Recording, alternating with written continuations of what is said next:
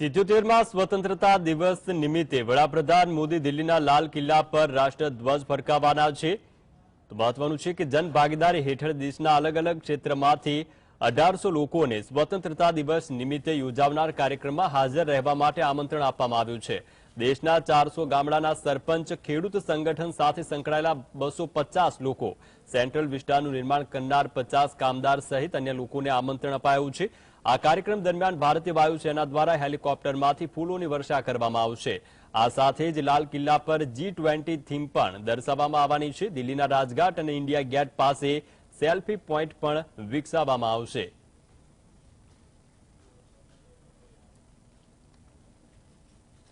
15 ઓગસ્ટના રોજ વડાપ્રધાન નરેન્દ્ર મોદી લાલ કિલ્લાથી રાષ્ટ્રને સંબોધિત કરવાના છે। સ્વતંત્રતા સેનાનીઓની અસંખ્ય વાર્તાઓનું વર્ણન કરશે અને તાજેતરમાં જ હાંસલ કરીને દેશની તમામ પ્રગતિઓને પણ પ્રકાશિત કરશે।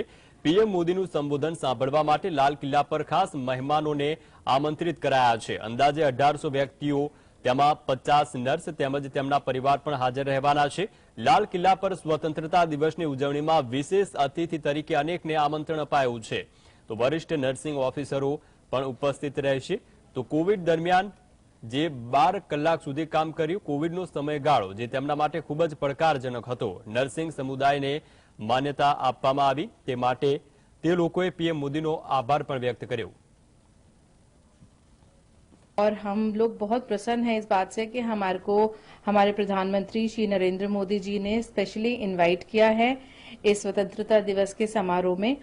और कोविड के टाइम पे हम लोगों के लिए बहुत हार्ड रहा काम करना, क्योंकि हम सब ने अपनी फैमिलीज, अपने बच्चे सब हम लोग छोड़ के जाते थे।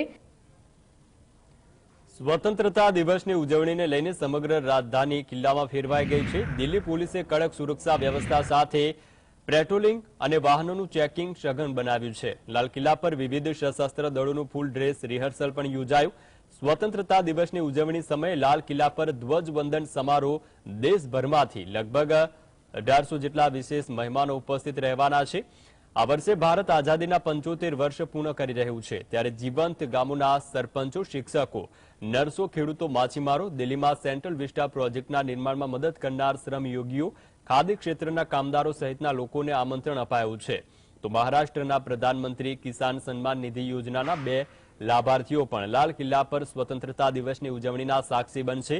યોજનાના 50 લાભાર્થીઓ, તેમના પરિવારો સહિત લગભગ 1700 વ્યક્તિઓ સામેલ થશે, જેમણે પીએમ મોદીનું સંબોધન સાંભળવા માટે આમંત્રિત કરાયા છે।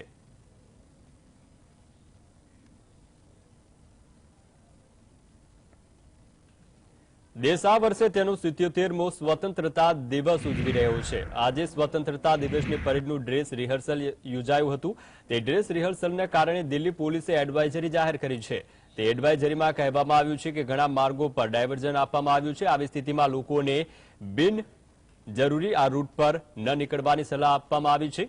જણાવવામાં આવી રહ્યું છે કે દિલ્હી પોલીસે કુલ 8 રૂટ પર ડાયવર્ઝન આપ્યું। આ માર્ગોમાં નેતાજી સુભાષ માર્ગ, એસપી મુખર્જી માર્ગનો સમાવેશ થાય છે।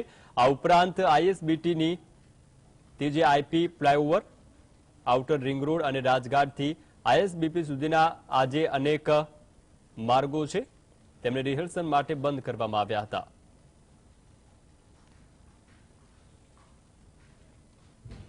સ્વતંત્રતા દિવસને લઈને સમગ્ર દેશમાં હર ઘર તિરંગા અભિયાન ચાલી રહ્યું છે, ત્યારે પીએમ મોદીએ પણ સોશિયલ મીડિયા એકાઉન્ટ ડિસ્પ્લે પિક્ચરમાં તિરંગાની તસવીર લગાવવાનો આગ્રહ કર્યો છે। વડાપ્રધાને પોતાના સોશિયલ મીડિયા એકાઉન્ટના ડીપીમાં પણ રાષ્ટ્રીય ધ્વજની તસવીર લગાવી છે। વડાપ્રધાન મોદીએ સોશિયલ મીડિયામાં ટ્વીટ કરી લખ્યું છે કે હર ઘર તિરંગા આંદોલનની ભાવનાઓ અને સાથે જ આપણા પણ સોશિયલ મીડિયા એકાઉન્ટ્સમાં ડીપીને બદલીને અને આ અનેકો પ્રયાસને સમર્થન આપીએ, જે આપણા દેશ અને આપણી વચ્ચેના સંબંધોને વધુ ગાઢ બનાવશે।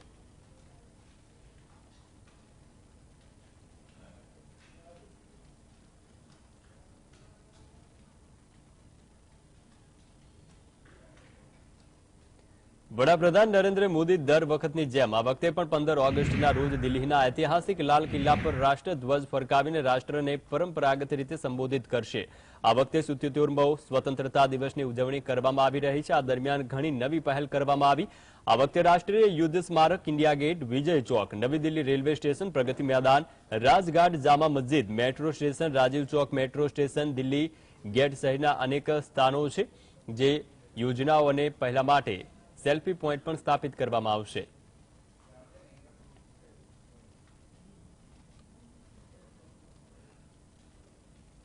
યુએસ હાઉસમાં રજૂ કરેલા ઠરાવને પગલે 15 ઓગસ્ટને રાષ્ટ્રીય ઉજવણી દિવસ તરીકે જાહેર કરવામાં આવ્યો છે, જે અંગે યુએસ કોંગ્રેસમેન શ્રી થાનેદારે જણાવ્યું કે આ ઠરાવ યુએસ કોંગ્રેસમાં મારા દ્વારા રજૂ કરાયો અને તેને અન્ય અમેરિકન યુએસ કોંગ્રેસના લોકોએ ટેકો પણ આપ્યો, કારણ કે યુએસમાં ભારતનું ઘણું સન્માન છે।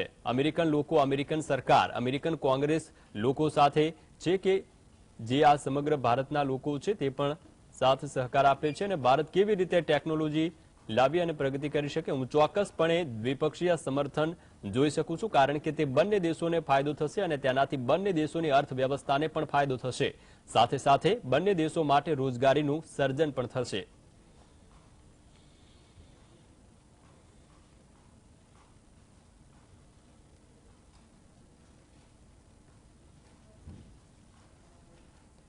સ્વતંત્રતા દિવસ નજીક આવી રહ્યો છે ત્યારે કેન્દ્ર શાસિત પ્રદેશ જમ્મુ કાશ્મીરમાં સુરક્ષા બળોને હાઈ એલર્ટ પર રાખવામાં આવ્યા છે।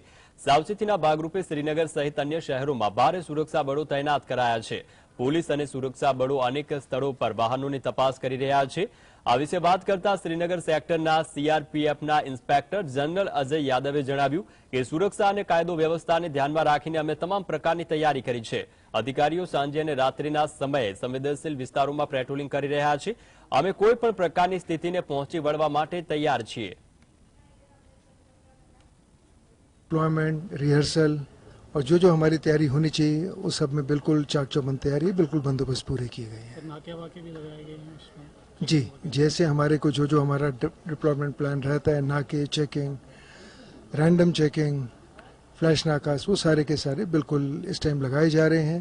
ऑफिसर्स फील्ड के ऊपर हैं जो कि रात के टाइम पे, शाम के टाइम में खुद गश्त करते हैं, जिससे कि अमन चैन को कायम रखा जा सके। પૂર્વી લડાખ ક્ષેત્રમાં ભારત અને ચીન વચ્ચે તણાવ ઘટાડવા માટે 19મા રાઉન્ડની વાતચીત ચુશુલ મોલ્દોમાં 14મી ઓગસ્ટના રોજ થશે। 4 મહિના પહેલા યોજાયેલી 18મા રાઉન્ડની વાટાઘાટોનું કોઈ નક્કર પરિણામ આવ્યું નથી। કોર્પ્સ કમાન્ડર સ્તરે યોજાયેલી બેઠકમાં ભારત ડેપ્સાંગ અને ડેમચોક વિસ્તારમાંથી ચીની સૈનિકોને હટાવવાની માંગ પર ભાર આપશે। અગાઉ વિદેશ મંત્રી એસ જયશંકરે ભારત ચીન સરહદ વિવાદને સૌથી મુશ્કેલ રાજદ્વારી પડકાર ગણાવ્યો હતો। આ સાથે જ રાષ્ટ્રીય સુરક્ષા સલાહકાર અજીત ડોભાલે જણાવ્યું હતું કે સરહદ વિવાદને કારણે બંને દેશો વચ્ચેનો વ્યૂહાત્મક વિશ્વાસ સમાપ્ત થઈ ગયો છે। ભારત અને ચીનની સેના 3 વર્ષથી વધુ સમયથી સરહદ પર એકબીજાની આમને સામને છે। 15મી જૂન 2020ના રોજ ભારત અને ચીનના સૈનિકો વચ્ચે લોહિયાળ સંઘર્ષ થયો। આ હિંસક અથડામણમાં ભારતના 20 સૈનિકો શહીદ થયા હતા અને ચીનના લગભગ 40 સૈનિકો માર્યા ગયા હતા।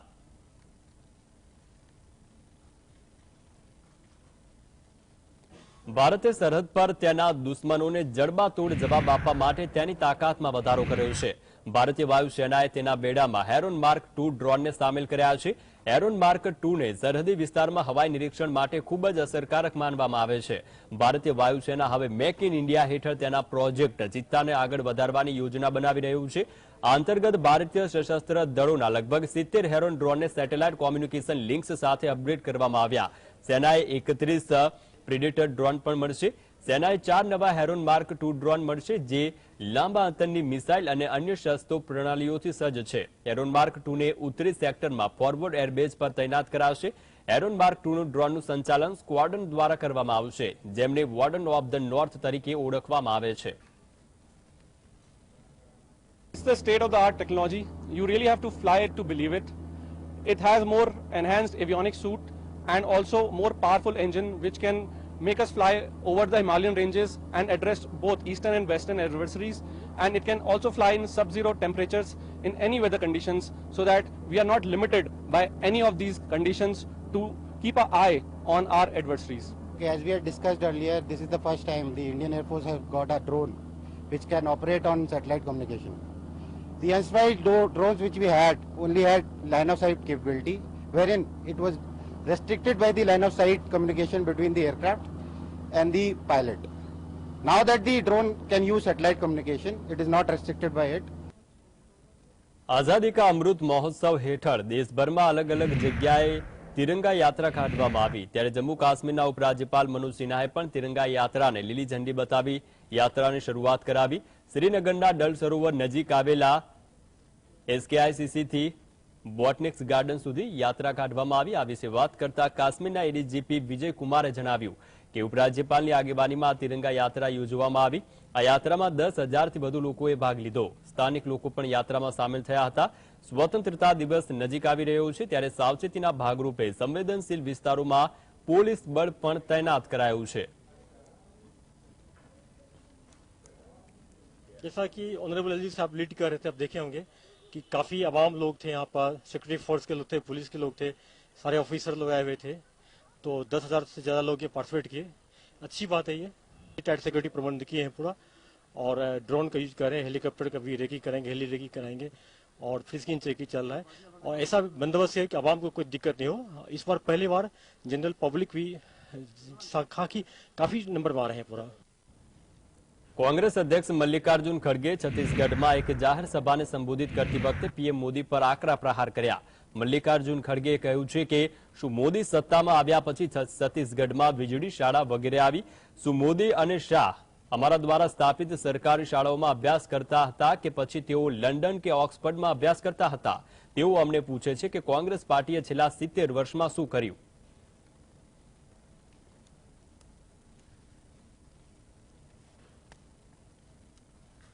કોંગ્રેસ અધ્યક્ષ મલ્લિકાર્જુન ખડગે વડાપ્રધાન મોદી પર આકરા પ્રહાર કર્યા છે તેમણે આરોપ લગાવ્યો છે કે કેન્દ્ર સરકારે દેશની આરોગ્ય તંત્રને બીમાર બનાવ્યું છે all India institute of medical science and AIIMS જેવી હોસ્પિટલોમાં પણ ડોક્ટરો અને અન્ય કર્મચારીઓની કમી છે કોંગ્રેસ અધ્યક્ષે દાવો કર્યો છે કે લોકો હવે જાગી ગયા છે અને મોદી સરકારને વિદાયનો સમય આવી ગયો છે ખડગેએ એક મીડિયા રિપોર્ટને ટાંકીને જણાવ્યું કે દેશમાં 19 એમ્સ હોસ્પિટલ્સમાં ડોક્ટર્સ અને અન્ય કર્મચારીઓની અછત છે ખડગેએ સોશિયલ મીડિયા પ્લેટફોર્મ એક્સ પર કાવ્યાત્મક રીતે લખ્યું છે લૂંટ અને જુમલાઓએ દેશને અસ્વસ્થ બનાવી દીધો છે પીએમ મોદીના દરેક શબ્દમાં માત્ર જૂઠાણું છે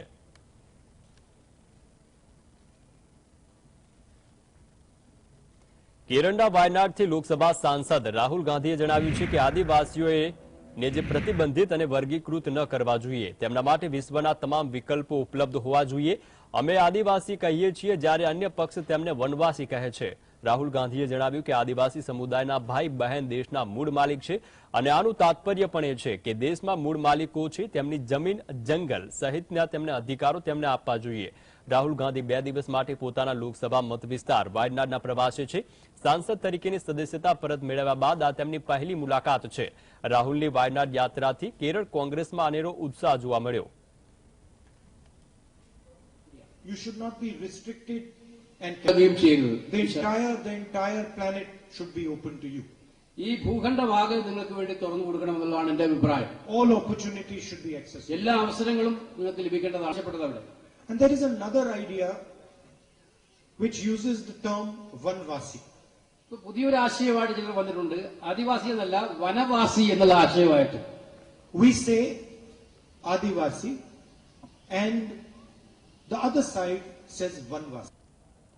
મધ્યપ્રદેશના ઇન્દોરમાં કોંગ્રેસ મહાસચિવ પ્રિયંકા ગાંધી વાડ્રા પૂર્વ મુખ્યમંત્રી કમલનાથ અને પૂર્વ કેન્દ્રીય મંત્રી અરુણ યાદવના સોશિયલ મીડિયા હેન્ડલર્સ વિરુદ્ધ ભાજપ સરકાર પર ભ્રષ્ટાચારનો આરોપ લગાવતી સોશિયલ મીડિયા પોસ્ટ કરવા મુદ્દે એફઆઈઆર દાખલ કરાઈ છે કોંગ્રેસના નેતાઓના સોશિયલ મીડિયા હેન્ડલ્સ પરથી પોસ્ટ કરવામાં આવી હતી જેમાં મધ્યપ્રદેશ સરકાર વિરુદ્ધ 50% કમિશન સરકારના આક્ષેપ કરાયો હતો કોંગ્રેસે કર્ણાટક વિધાનસભાની ચૂંટણી દરમિયાન પ્રદેશની સરકાર પર 40% કમિશનનો આરોપ લગાવ્યો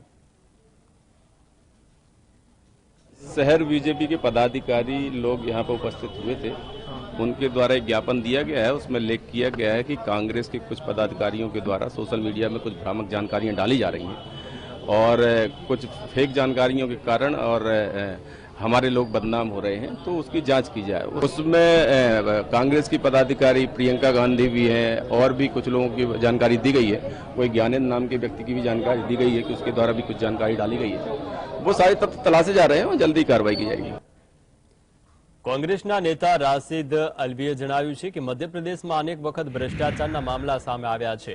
જો પ્રદેશની શિવરાજ સરકારે આ મુદ્દે પુરાવા જોઈએ તો 2-3 મહિના રાહ જુઓ. પ્રદેશમાં કોંગ્રેસની સરકાર બનશે અમે ત્યારબાદ ભ્રષ્ટાચાર આચરનાર લોકો સામે કાર્યવાહી હાથ ધરશું. ભાજપના લોકોને હું પૂછવા માંગુ છું કે વડાપ્રધાન દરરોજ જે આરોપ લગાવે છે એ વિશે તેઓ પુરાવા આપશે. પીએમ મોદી સામે ભોપાલ અને ઇન્દોરમાં ગુનો દાખલ થશે. કોંગ્રેસના નેતાઓ દાવો કર્યો છે કે પ્રિયંકા ગાંધી અને રાહુલ ગાંધીથી ભાજપ ડરી ગઈ છે.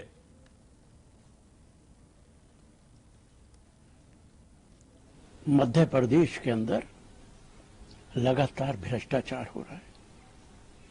अगर वहां के मुख्यमंत्री को भ्रष्टाचार के सबूत चाहिए तो 2-3 महीने रुक जाएं, कांग्रेस की सरकार आएगी, उनको सबूत भी दिए जाएंगे और भ्रष्टाचारियों के खिलाफ कार्रवाई भी की जाएगी. लेकिन उनसे मैं पूछना चाहता हूं, प्रधानमंत्री हर रोज जो इल्जामात लगाते हैं क्या उसके सबूत देंगे? क्या भोपाल और તો એનસીપીના 2 પાટા પડી ગયા બાદ શરદ પવાર અને અજીત પવાર વચ્ચે સિક્રેટ બેઠક મળી હતી. કહેવામાં આવે છે કે પુણેમાં બંને વચ્ચે આ મીટિંગ યોજાઈ. અચાનક ફરી એક વખત કાકા ભત્રીજા મળતા રાજકારણ ગરમાયું છે. પુણેના બિઝનેસમેન અતુલ ચોરડિયાના બંગલા પર બંને નેતાઓ વચ્ચે આ સિક્રેટ મીટિંગ યોજાઈ હતી. અજીત પુણેમાં જ એક પુલનું ઉદ્ઘાટન કરવા આવ્યા હતા. ત્યાં શરદ પવાર પણ કોઈ બીજા કામથી હાજર હતા. તે બાદ બંને નેતા બિઝનેસમેન અતુલ ચોરડિયાના બંગલા પર મળ્યા. અજીત પવાર સાથે તેમના જૂથના બીજા સાથી પણ હાજર હતા. આ બેઠકમાં શું ચર્ચા થઈ તે હજુ સુધી સ્પષ્ટ થયું નથી. કેટલીક વખત એનસીપીના પ્રમુખને મનાવવાનો પ્રયાસ પણ કરવામાં આવ્યો. જો કે આ પ્રયાસો છતાં પણ શરદ પવારે પોતાના રાજકીય પત્તા ખોલ્યા નથી.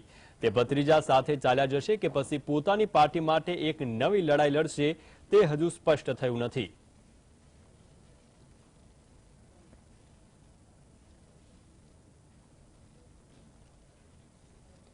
હિમાચલ પ્રદેશના અનેક જિલ્લામાં પડેલા મુશળધાર વરસાદને કારણે પૂર જેવી પરિસ્થિતિનું નિર્માણ થયું છે. કેટલીક જગ્યાઓ પર ભૂસ્ખલનના કારણે માર્ગો પર વાહન વ્યવહાર બંધ કરવામાં આવ્યો છે. સ્થાનિક વહીવટી તંત્ર પ્રમાણે પ્રદેશમાં લગભગ 300 જેટલા માર્ગો હજુ પણ બંધ છે. હવામાન વિભાગે વરસાદની સ્થિતિને ધ્યાનમાં રાખીને 14મી ઓગસ્ટ સુધીમાં પ્રદેશમાં યલો એલર્ટ આપ્યું છે. ભૂસ્ખલનના કારણે બિલાસપુર જિલ્લામાં નેશનલ હાઈવે નંબર 205 બંધ કરવામાં આવ્યો. વરસાદ અને ભૂસ્ખલન સંબંધિત ઘટનાને કારણે અનેક પર્યટકો પણ અટવાયેલા છે. 24મી જૂન બાદથી અત્યાર સુધીમાં પ્રદેશમાં વરસાદ, પૂર અને ભૂસ્ખલન સંબંધિત ઘટનાઓને કારણે કુલ 223 લોકોના મોત થયા છે. Ja, I travel in India. Ja, und stark also.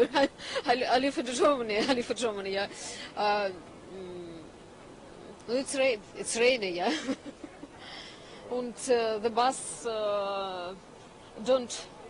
cannot go wide. Yeah, ahead. Since how long you are waiting here? Since night. I've been sleeping. Honestly saying, yeah, but I think since 3 o'clock at night. ભારતમાં ટામેટાના ભાવ અત્યારે આસમાને છે. મહત્વનું છે કે હાલ ભલે નજીવો ઘટાડો થયો હોય પરંતુ આજે પણ ગરીબ વ્યક્તિઓએ ટામેટા ખરીદવા માટે ખિસ્સા ઢીલા કરવા પડે છે. ત્યારે નેપાળ ભારતને ટામેટાની નિકાસ કરવા માટે તૈયાર થયું છે અને નિકાસ પણ શરૂ કરી છે. નેપાળમાંથી નિવેદન આવ્યું છે કે ભારત મોટી માત્રામાં ટામેટાની નિકાસ કરવા માંગે છે પરંતુ તેને બજારમાં પહોંચે અને જરૂરી સુવિધાઓની જરૂર છે. નાણાપ્રધાન નિર્મલા સીતારમણે આ પહેલા સંસદમાં કહ્યું હતું કે ભારતે નેપાળથી ટામેટાની આયાત શરૂ કરી છે. તેના એક દિવસ બાદ પાડોશી દેશ તરફથી આ માંગ આવી હતી. ભારતમાં ભારે વરસાદને કારણે સપ્લાયમાં વિક્ષેપ વચ્ચે ટામેટાના ભાવ 242 રૂપિયા પ્રતિ કિલોએ પહોંચ્યા હતા. નેપાળના કૃષિ મંત્રાલયના પ્રવક્તાએ જણાવ્યું હતું કે નેપાળ લાંબા સમયથી ભારતમાં ટામેટા જેવી શાકભાજીની નિકાસ કરવા માટે ઉત્સુક છે પરંતુ આ માટે ભારતે તેના બજાર અને અન્ય સુવિધાઓ સુધી આજે સરળ રીતે ઉપલબ્ધ કરાવવી પડશે. નેપાળ એક અઠવાડિયા પહેલા જ સત્તાવાર માધ્યમ દ્વારા ભારતમાં ટામેટાની નિકાસ શરૂ કરી દીધી છે. પાકિસ્તાનના બલુચિસ્તાન પ્રાંતમાં ગ્વાદર ખાતે બીએલએ દ્વારા કરવામાં આવેલ ઘાતક હુમલામાં 4 ચીની નાગરિકોના મોત થયા છે. બલુચિસ્તાન લિબરેશન આર્મી દ્વારા કહેવામાં આવ્યું છે કે આ હુમલામાં પાકિસ્તાની સેનાના 9 સૈનિકો પણ માર્યા ગયા છે. 2 કલાક ચાલેલા સામસામા ગોળીબારમાં પાકિસ્તાનના સુરક્ષા દળોએ 2 ભાગલાવાદીઓને પણ ઠાર કર્યા. ગ્વાદરમાં ચીની ઇજનેરોને લઈને જે 7 વાહનોના કાફલા પર ફકીર બ્રિજ પાસે થયેલા હુમલા બાદ આસપાસના વિસ્તારોમાં એલર્ટ જાહેર કરાયું છે. કોઈ પણ વાહન શહેરમાં આવાગમન પર રોક લગાવાઈ છે. બલુચિસ્તાન લિબરેશન આર્મીની મસ્જિદ બ્રિગેડે ચીની એન્જિનિયર્સના કાફલા પર હુમલાની જવાબદારી લીધી. બીએલએનો દાવો છે કે હુમલો હજી પણ ચાલી શકે છે, તો હજુ આગળની જાણકારી બાદમાં જાહેર કરવામાં આવશે. ચીની એન્જિનિયર્સના કાફલા પર હુમલા બાદ ગ્વાદરમાં વિસ્ફોટનો સિલસિલો ચાલુ છે, તો પોર્ટને ચારે તરફથી ઘેરી લેવામાં આવ્યું છે, કારણ કે તમામ માર્ગો અત્યારે બંધ કરાયા છે.